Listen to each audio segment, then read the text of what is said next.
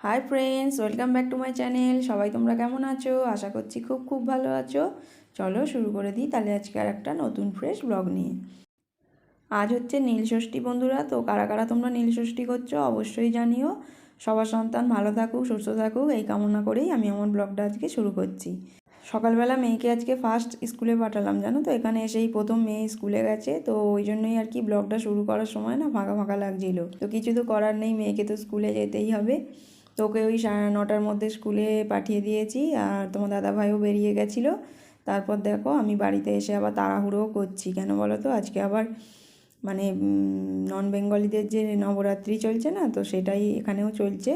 তো সেটা উপলক্ষে একজনদের বাড়িতে আজকে কীর্তন মানে হবে, তো সেই কারণে ওখানে আজকে নেমন্তন্ন করেছে, তো ওখানে আজকে যেতে হবে। আজকে মানে সকাল থেকে আমি বসার একটুও টাইম পাইনি। তো সকালবেলা উঠেছি, উঠে মেয়েকে রেডি করেছি, তোমার দাদাভাইয়ের জন্য টিফিন বানিয়ে দিয়েছি। তারপর আবার এই বাড়িতে এসে 11টার মধ্যে ওখানে যেতে হবে বলে মানে তাড়াহুড়ো করে সব ঘর বাড়ি পরিষ্কার করে বিছানা টিছানা তুলে চান করব, আবার কাপড় কাচবো, তারপর ওদের ওখানে আবার রেডি হব নিজে, তারপর বেরোতে পারবো। এই আর কি, খুব ব্যস্ততার মধ্যে দিয়ে সকালটা আজকে কাটছে। তো নবরাত্রিটা জানো তো, আমাদের তো সাধারণত রিচুয়ালসে নবরাত্রি কোনো দিন আমরা পালন করি না, তো এখানে এসে ফার্স্ট টাইম নবরাত্রিটা কীরকম হবে, কী হবে না হবে সব কিছু মানে সামনে থেকে দেখতে পাবো, তো সেই কারণে একটু ভালোও লাগছে যে চলো তোমাদের সাথেও কিছু কিছু আমি শেয়ার করব। তো এরপর থেকে জানো তো আমার রুটিন পুরো মানে চেঞ্জ হয়ে গেল। তো আগে তো সকালবেলা এত উঠতেও হতো না, কিন্তু এখন মেয়ে স্কুলে যাবে, এরপর আমাকে সকালবেলা উঠতেই হবে, আর সব কাজকর্মগুলোও আমার তাড়াতাড়ি হয়ে যাবে। তো এই হচ্ছে ব্যাপার। তো ছেলেমেয়েরা থাকলে মানে মায়েদের রুটিন মানে ওদের ওপর ডিপেন্ড করেই আমাদের তৈরি করতে হয় আর কি। আর যাই হোক, ভালোই হয়েছে, সকাল সকাল ওঠাটাও হবে, নাহলে তো সকাল সকাল মানে উঠতে ইচ্ছা করলেও মানে উঠতাম না আর কি। তো এখন মানে সকাল সকাল ওঠাটাও হবে, আর নিজের পক্ষেও ভালো হবে। তো চলো এরপর আমি দেখো গাজরাগুলোকে আমি আলাদা আলাদা করে নিলাম। তো এখানে কিন্তু মানে শুকনো আর মানে গিলা যাকে বলে ওই ভিজে, তো এগুলোকে পুরো সম্পূর্ণ আলাদা আলাদা করে আমাদেরকে দিতে হয়, তো একসঙ্গে মিশিয়ে দিলে ওরা নিতে চায় না।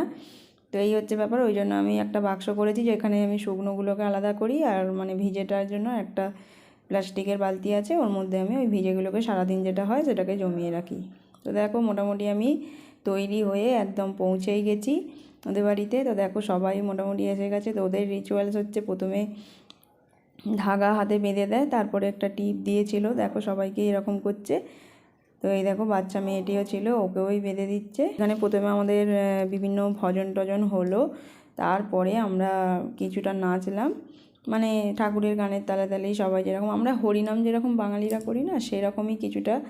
তো এখানে ওরকমই ধরনের আমরা ঢাক নিয়ে আসা হয়েছিল, ওই ঢোলক টাইপের, আর খঞ্জনি টঞ্জনি সব নিয়ে আসে, সবাই মিলে একসঙ্গে বসে ভজন কীর্তন করা হয়েছিল।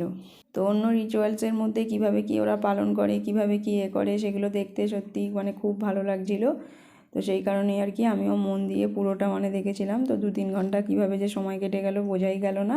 এই যে ঠাকুরটাকে ওরা পুজো করলো, এটা হচ্ছে মাতা বৈষ্ণব দেবী। তো বৈষ্ণব দেবীর হচ্ছে দুর্গারই, যতদূর আমার মনে হয় দুর্গা দেবেরই হচ্ছে আর একটা রূপ।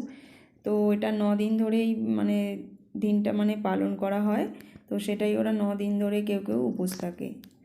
তো কোয়ার্টারে আছি, বুঝতেই পারছো এখানে বিভিন্ন স্টেটের মানে মানুষজন আছে। তো কেউ আছে মানে সাউথের, কেউ আছে নর্থের, কেউ আছে মানে কি বলবো মানে মিডিল মানে ইন্ডিয়ার। তো বিভিন্ন জায়গাকার লোক আছে এখানে। তো দেখো প্রসাদ হিসাবে আমাদের দেওয়া হয়েছিল এই যে মাখানা, আর দিয়েছিল হচ্ছে নারকেলের কুচি, আর একটা করে কলা আর আপেল। তো এর আগে আমাদেরকে ওখানে বসে খেতে দিয়েছিল হচ্ছে ক্ষীর মানে হচ্ছে পায়েস, আর দিয়েছিল হচ্ছে চা করে দিয়েছিল। তো ওই ফল দিয়েছিল, ওগুলোই খেয়ে নিয়েছিলাম।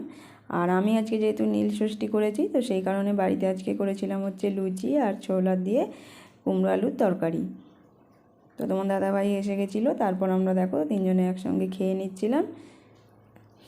তো চলো বন্ধুরা, এখন আবার রাত হয়ে গেছে, এখন তোমাদের সাথে আমি রাতের এটা শেয়ার করছি। দেখো রাত্রিবেলা আজকে আমি একটু দই পাতবো বলে তোমার দাদাভাইকে বললাম একটু দই নিয়ে এসো। তো দই পাততে গেলেও জানো তো একটু সামান্য দই লাগে, তো সেই কারণেই আর কি। তো দুধটাকে ভালো করে ফুটিয়ে ঠান্ডা করে নিয়ে ওর মধ্যে দইটাকে পেতে নিলাম। আর রাত্রিরের জন্য করেছিলাম হচ্ছে আজকে আলুর দম আর লুচি আর রায়তা রেখেছিলাম। তো চলো বন্ধুরা, ভিডিওটা আজকে এই পর্যন্তই রাখছি। ভিডিওটা যদি তোমাদের ভালো লাগে অবশ্যই একটা লাইক করে দিও।